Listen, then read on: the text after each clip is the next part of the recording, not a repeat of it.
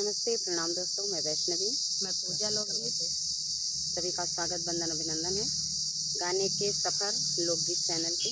आइए एक बहुत प्यारा सा आप सभी के बीच सोहर गीत लाए हैं। कैसा लगा कमेंट करके जरूर बताइए। और इस चैनल को आप लोग ज़्यादा से ज़्यादा प्यार आशीर्वाद दीजिए, फुल सपोर्ट कीजिए और गाने को फुल वॉच करके आप लोग सुनिएगा। जैसा भी लगेगा कमेंट करके जरूर बताइए।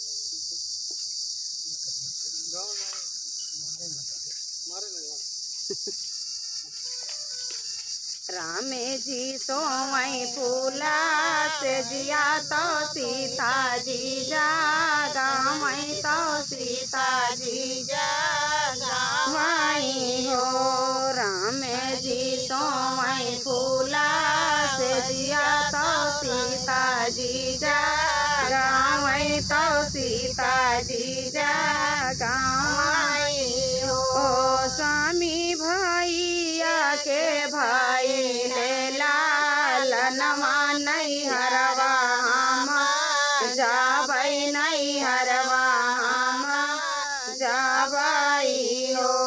स्वामी हमारे तो भाई ले भतीजवा नहीं हरवा हम जाबई नहीं हरवा हम जाबई हो। यतनी बजाना सुने राम तो सीता से भुअलाई तो सीता से भुअलाई हो।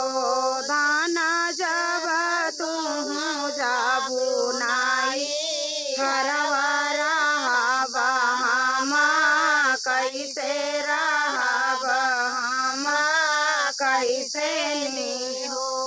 सीता जब तुम जाबू नाई हरवा रहबा हम कैसे रहबा हम कैसे नी हो। रही के मई दीना दुई चार लाउटी घरा यऊ बैला उठी घरा यऊ भाई हो।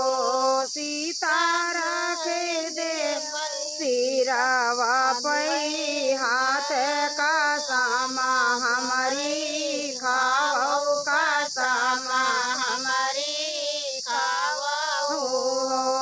धान राई के हो दीना दोई चार लाउटी चाली आयु लाउटी चाली आयु करीनी जाटू दो हैया के कारे सिर हाथ के कारे सिर हाथ ने हो।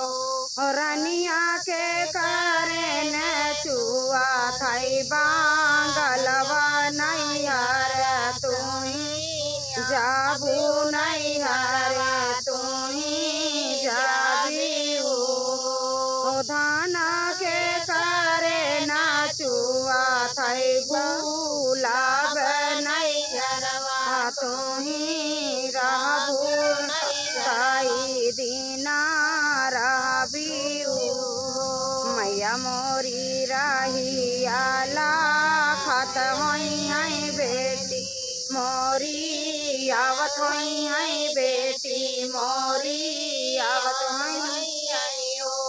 स्वामी भैया मोरे ठाड़े तू अरवा तो बाटिया जो हत होई है बाटिया जो हत होई है ओ।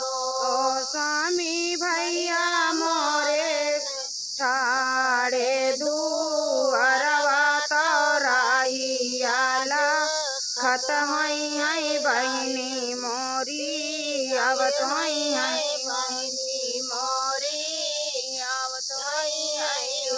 राम जी के सभी गाये घोड़ा वाला खाना के बा छेड़ा वाला खाना के बा छेड़वाई हो।